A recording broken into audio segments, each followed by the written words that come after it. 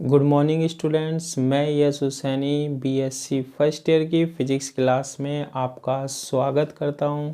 Previous class में हम discuss कर रहे थे इनर्शियल कोफिशिएंट की, यानी कि जड़त्वीय नियतांक की।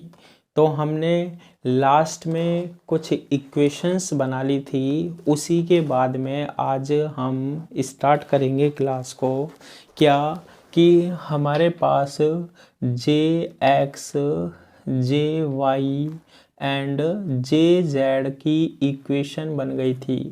जे जो होता है ना, वो किसको रिप्रेजेंट करता है? हमारे पास एंगुलर मोमेंटम को, कोणीय संवेग को रिप्रेजेंट करता है। जे एक्स की वैल्यू जो आई थी वो I x X omega x plus I X Y omega Y plus I X Z omega Z आई थी। यही बनी थी पहली इक्वेशन हमारे पास। ठीक है, जे वाई क्या आया था? I Y x omega x plus I Y Y omega Y plus I Y Z omega Z. और जे जेड जो आया था वो क्या आया था? I Z x into omega x plus I Z Y into omega Y plus I Z Z into omega Z. ये 3 equations बनी थी और इसको हम देते हैं इक्वेशन 7, इक्वेशन 8 एंड इक्वेशन 9। तो ये इक्वेशन के बारे में हम डिस्कस कर चुके थे प्रीवियस क्लास में।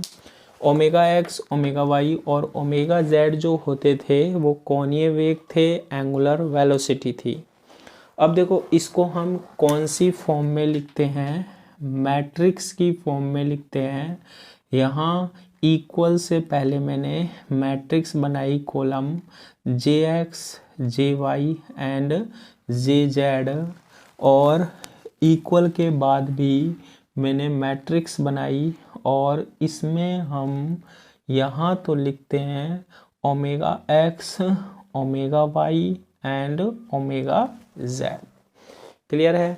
और यहाँ जितने भी ये आई एक्स है, आई वाई है, ये लिखता हूँ मैं। देखो, I x x, I X Y और आई एक्स जेड, फिर I Y X, I Y Y and I Y Z, और third I Z X, I Z Y and I Z Z. तो ये इक्वेशंस जो है इनको हमने किसकी फॉर्म में लिख ली? मैट्रिक्स की फॉर्म में लिख ली। अब देखो, मैं आपने मैथ में पढ़ा होगा, इस कॉलम को उठाकर इस रो पर रखते हैं तो omega x I x X से गुना होता है, I x x into omega X बनता है, omega Y I X Y से, I X Y into omega Y, omega Z इससे, I X Z omega Z. इसको उठा के इस पर रखते हैं ना, तो ये किसकी वैल्यू बनती है? जे एक्स की वैल्यू बनती है। किसकी वैल्यू बनती है? जे एक्स की वैल्यू बनती है। ये जो मैट्रिक्स आपको दिखाई दे रही है ना, जिसमें हमारे पास 9 एलिमेंट हैं, 9 अवयव हैं, है ना, इन्हें ही हम क्या बोलते हैं? इनर्शियल कोफिशिएंट, यानी कि जड़त्वीय नियतांक बोलते हैं। कोई पिंड अगर घूर्णन गति कर रहा है ना, तो उसमें जो जड़त्वीय नियतांक होते हैं वो यही होते हैं। ठीक है, तो देखो, इस प्रकार घूर्णन करते हुए पिंड के लिए, घूर्णन करते हुए पिंड के लिए जड़त्वीय नियतांक परिभाषित किए जाते हैं। यही हमारे पास क्या होते हैं? जड़त्वीय नियतांक होते हैं, इनर्शियल कोफिशिएंट होते हैं, किए जाते हैं। ठीक है, अब हमें पता होना चाहिए, देखो, आई एक्स एक्स क्या होता है, फिर ये देखो आई वाई वाई लिख लेता हूँ, आई वाई वाई क्या होता है, और एक आई जेड जेड लिख लेता हूँ। आई जेड जेड क्या होता है। इसके बाद देखो इसमें एक आ रहा है I X Y, I X Y, और एक आ रहा है आई वाई एक्स। तो ये दोनों क्या होंगे, इक्वली होते हैं, ये इनकी वैल्यू इक्वल होती है। अब कल जो हमने किया था उसमें देखना आई एक्स वाई की वैल्यू और आई वाई एक्स की वैल्यू, इनकी वैल्यू इक्वली आई थी। एक टर्म है हमारे पास आई एक्स जेड और I Z X, I Z x, इनकी वैल्यू भी क्या होती है, इक्वल होती है। कल देखना आप कल वाली वीडियो में। और एक होता है हमारे पास I Y Z is equal to I Z Y. इन दोनों की वैल्यू भी इक्वल होती है। Y Z Y, X Z X, X Y X. ये टोटल जो आपको दिखाई दे रहे हैं ना, ये क्या कहलाते हैं, जड़त्वीय नियतांक कहलाते हैं। आई से हम किसको डिनोट करते हैं, जड़त्व आघूर्ण को, मोमेंट ऑफ इनर्शिया को। इसमें एक्स एक्स है, ये होता है हमारे पास एक्स अक्ष के सापेक्ष क्या, जड़त्व आघूर्ण, यानी मोमेंट ऑफ इनर्शिया कौन से एक्सिस के रिस्पेक्ट में है, एक्स अक्ष के सापेक्ष है। आई वाई वाई क्या होता है, वाई अक्ष के सापेक्ष जड़त्व आघूर्ण होता है। ठीक है, आई वाई अक्ष के सापेक्ष क्या होता है, जड़त्व आघूर्ण होता है। आई जेड जेड क्या होता है, जेड अक्ष के सापेक्ष जड़त्व आघूर्ण होता है। मोमेंट ऑफ इनर्शिया होता है किसके सापेक्ष, जेड अक्ष के सापेक्ष होता है। क्लियर है। अब देखो यहाँ पर आई एक्स वाई है और आई वाई एक्स है। कितने अक्ष हैं, दो हैं, एक्स वाई और वाई एक्स, और ये आई जड़त्व आघूर्ण को व्यक्त करता है। तो ये दो अक्षों के सापेक्ष जड़त्व आघूर्ण है। तो इसको हम बोलते हैं एक्स व वाई अक्ष के सापेक्ष जड़त्व आघूर्ण होता है। जब पिंड घूर्णन गति करता है ना, तो डिफरेंट टाइप के हमारे पास क्या आते हैं, जड़त्व आघूर्ण आते हैं। आई एक्स जेड और आई जेड एक्स, ये एक्स व जेड अक्ष के सापेक्ष क्या है, जड़त्व आघूर्ण है। ठीक है। और आई जेड वाई या आई वाई जेड क्या है, वाई व जेड अक्ष के सापेक्ष जड़त्व आघूर्ण है, मोमेंट ऑफ इनर्शिया है। तो इस तरीके से हम किसको परिभाषित करते हैं, जड़त्वीय नियतांक को। तो ये सारे के सारे क्या हैं, जड़त्वीय नियतांक है। क्लियर है ये। तो कल की क्लास में हम यही फाइंड आउट कर रहे थे ना, तो ये होते हैं ये, और इनका ये मतलब होता है। अब इसके बाद हम इससे रिलेटेड एक क्वेश्चन देखते हैं। क्या है क्वेश्चन, ध्यान से देखना, एग्जाम में पूछा भी जाता है कि क्वेश्चन ये है कि सिद्ध कीजिए कि प्रूव दैट घूर्णन गति करते हुए पिंड के लिए, घूर्णन गति करते हुए पिंड के लिए, यानी कोई बॉडी है जो कि क्या कर रही है, रोटेशनल मोशन कर रही है, ठीक है, के लिए जो कोणीय वेग होता है, कोणीय वेग क्या होता है, एंगुलर वेलोसिटी क्या होती है, ओमेगा होती है। कोणीय वेग और कोणीय संवेग यानी एंगुलर मोमेंटम, ठीक है, कोणीय वेग और कोणीय संवेग समांतर नहीं होते। ठीक है, ये कंडीशन को हमें प्रूव करना है। ठीक है, तो देखो इसको हम कैसे प्रूव कर सकते हैं। सबसे पहले आपको पता होना चाहिए एक तो समांतर यानी पैरेलल होने की कंडीशन और एक लंबवत यानी परपेंडिकुलर होने की कंडीशन। ये हम किस में पढ़ते हैं? वेक्टर में पढ़ते हैं, सदिश में पढ़ते हैं। कोणीय वेग यानी एंगुलर वेलोसिटी और कोणीय संवेग यानी एंगुलर मोमेंटम हमारे पास वेक्टर क्वांटिटी होती है, सदिश राशि होती है। तो जब हम समांतर की बात करते हैं ना, दो सदिश समांतर कब होते हैं? जब उनका क्रॉस प्रोडक्ट जो होता है वो किसके इक्वल आ जाए? जीरो के इक्वल आ जाए। और हमारे पास लंबवत कब होते हैं? जब उनका डॉट प्रोडक्ट किसके इक्वल आ जाए? जीरो के इक्वल आ जाए। तो यहाँ पर वो बोल रहा है समांतर नहीं होते। समांतर होने की क्या कंडीशन है? कि इनका क्रॉस गुणनफल जीरो के इक्वल आ जाए। अब इनने दो राशियां कौन कौन सी दे रही है? कोणीय वेग और कोणीय संवेग। इसका हम क्या निकालेंगे? क्रॉस मल्टीप्लिकेशन निकालेंगे, क्रॉस गुणा निकालेंगे। अगर वो जीरो के इक्वल आ जाता है तो वो समांतर है, नहीं तो वो समांतर नहीं है। ठीक है, तो इस कंडीशन को हम कैसे शो करते हैं? ध्यान से देखना कि कोणीय संवेग क्या है। कोणीय संवेग माना जो कोणीय संवेग होता है, एंगुलर मोमेंटम होता है, वो क्या है? जे वेक्टर है। कोणीय संवेग क्या होता है? जे वेक्टर है। और कोणीय वेग, कोणीय वेग ये भी वेक्टर क्वांटिटी होती है। क्या? ओमेगा। ये अगर समांतर हैं, ओमेगा के क्या है? और कोणीय वेग ओमेगा क्या है? समांतर है। ठीक है, ये क्या है हमारे पास? समांतर है। तो इसके लिए क्या कंडीशन होने चाहिए? तो उनका जो क्रॉस प्रोडक्ट होता है ना, सदिश गुणनफल होता है ना, वो शून्य होना चाहिए, जीरो होना चाहिए। ठीक है, क्या होना चाहिए? शून्य होना चाहिए, जीरो होना चाहिए।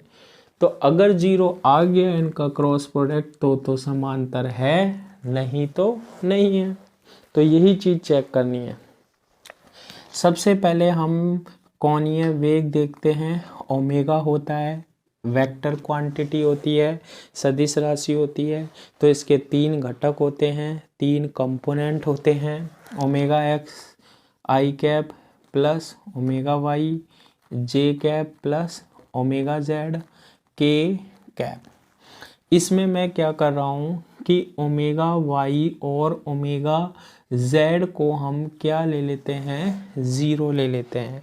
इसका मतलब ये है कि कोई पिंड है वो केवल एक्स अक्ष के अनुदिश क्या कर रहा है? घूम रहा है, रोटेट कर रहा है। ठीक है, घूर्णन गति जो कर रहा है केवल किस अक्ष के अनुदिश कर रहा है? एक्स अक्ष के अनुदिश कर रहा है। तो इस कंडीशन में ओमेगा किसके इक्वल आएगा? Omega x into i cap के इक्वल आएगा। इसे इक्वेशन 1 देते हैं। ओमेगा वाई और ओमेगा जेड को किसके इक्वल मान लिया हमने? जीरो के।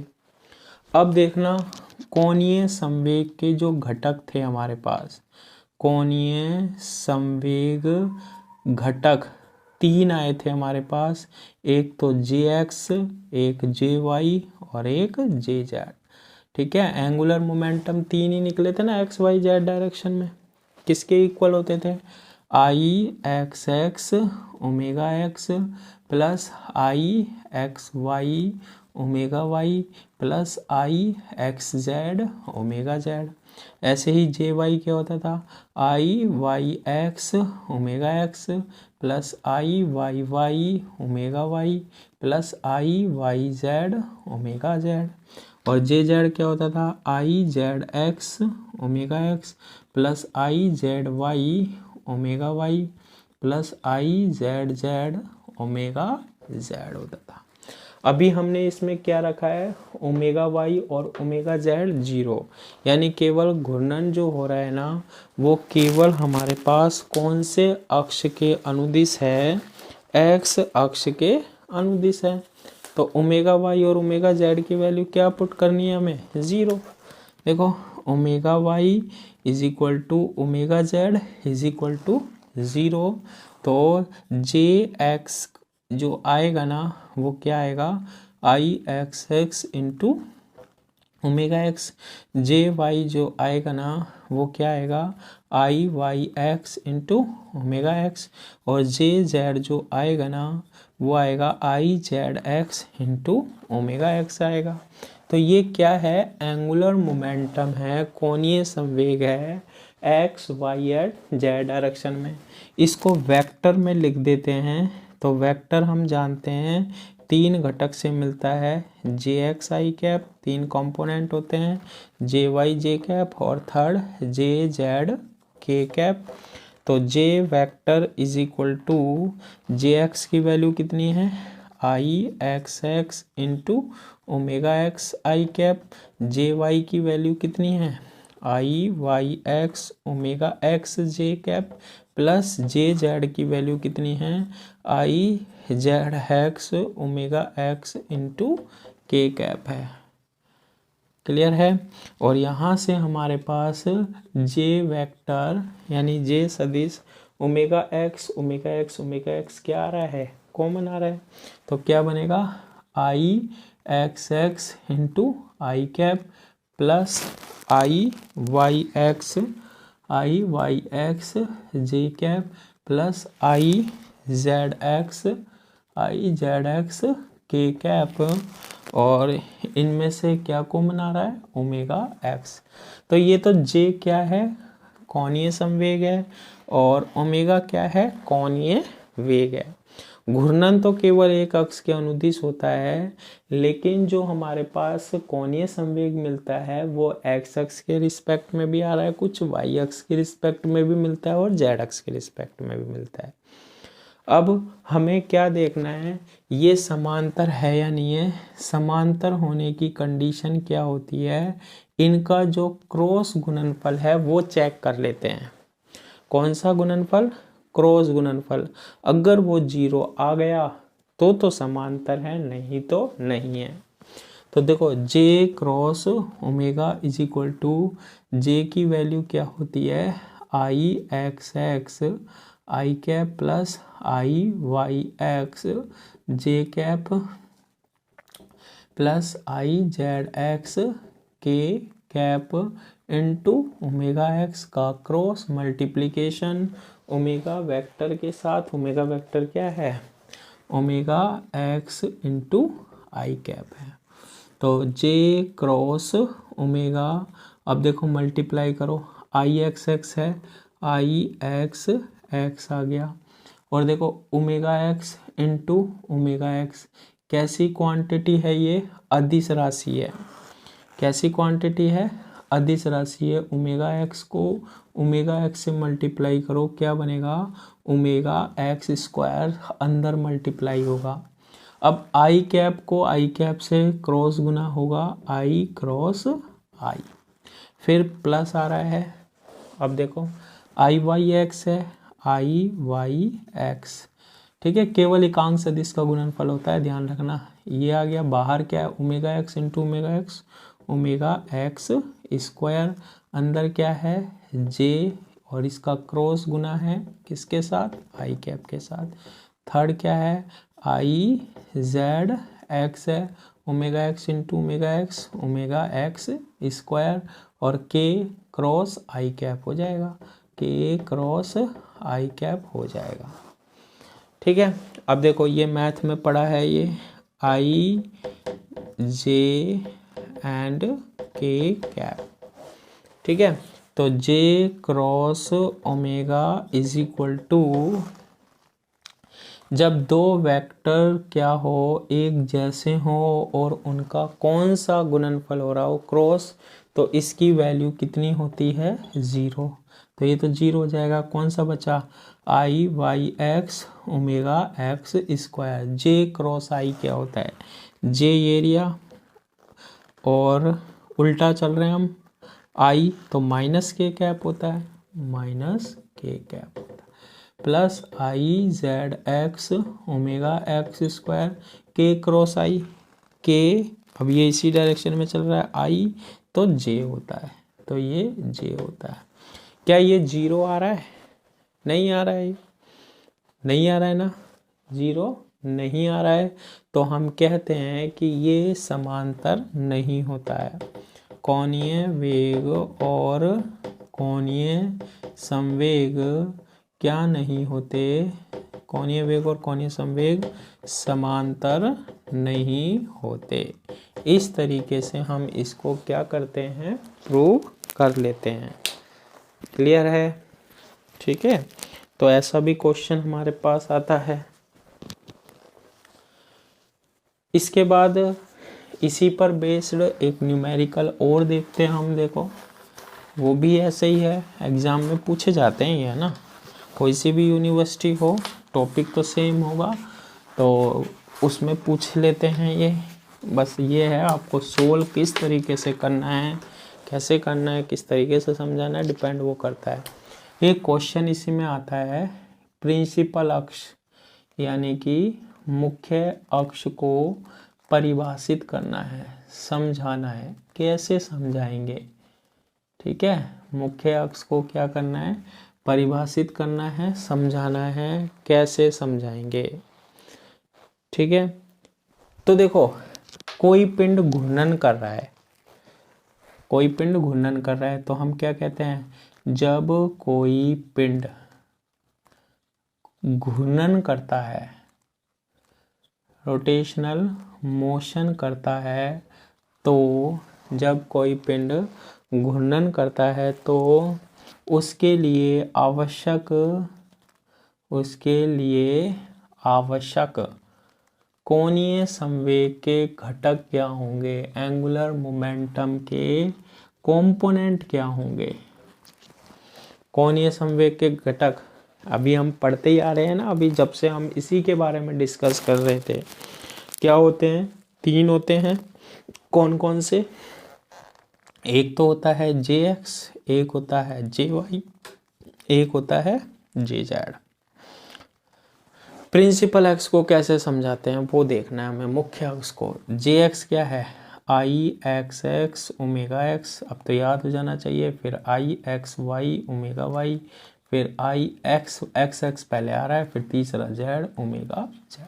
अब वाई है तो पहले आएगा I Y x omega x, फिर आएगा I Y Y omega Y plus I Y Z omega Z.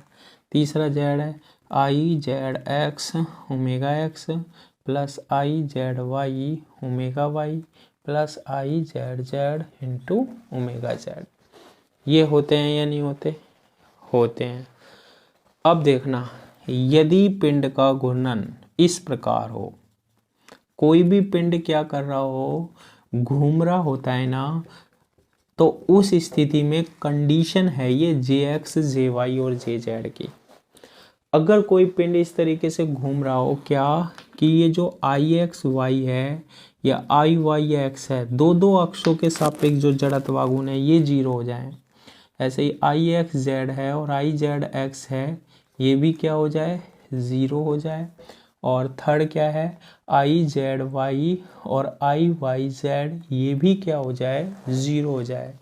यानी दो अक्षों के रिलेटेड हमारे पास जो जड़त्व आघूर्ण वाली टर्म है, जड़त्वीय नियतांक वाली टर्म है, वो 0 कर दें तो क्या आएगा, Jx is equal to I x x into omega x, Jy is equal to क्या, I Y y into omega Y, I Y x 0, I Y z 0।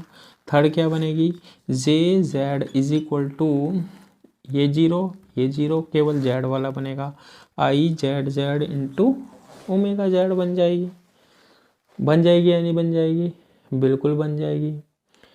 ठीक है, तो ऐसी कंडीशन में ये जब ये दो अक्षों के सापेक्ष ये है, ये 0 हो जाए, तो पिंड जिन अक्षों के सापेक्ष घूर्णन करता है ना, वो अक्ष कौन सा अक्ष कहलाता है, मुख्य अक्ष कहलाता है।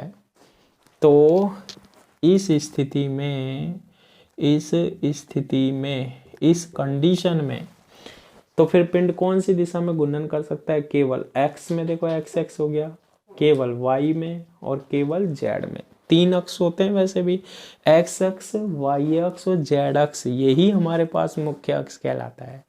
या तो एक्स अक्ष के सापेक्ष वो घूर्णन गति करे, या वाई अक्ष के सापेक्ष घूर्णन गति करे, या फिर जेड अक्ष के सापेक्ष वो क्या करे? घूर्णन गति करे।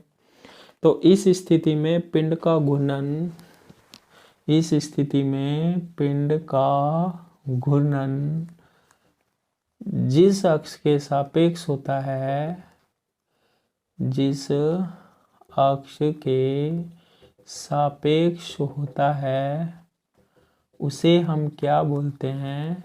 उसे मुख्य अक्ष कहते हैं। उसे क्या कहते हैं हम? मुख्य अक्ष कहते हैं। प्रिंसिपल एक्सिस कहते हैं हम।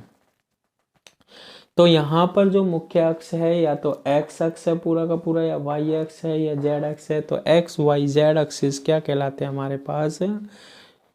मुख्य अक्ष कहा जाता है। ठीक है, तो हम कह सकते हैं अतः पिंड का घूर्णन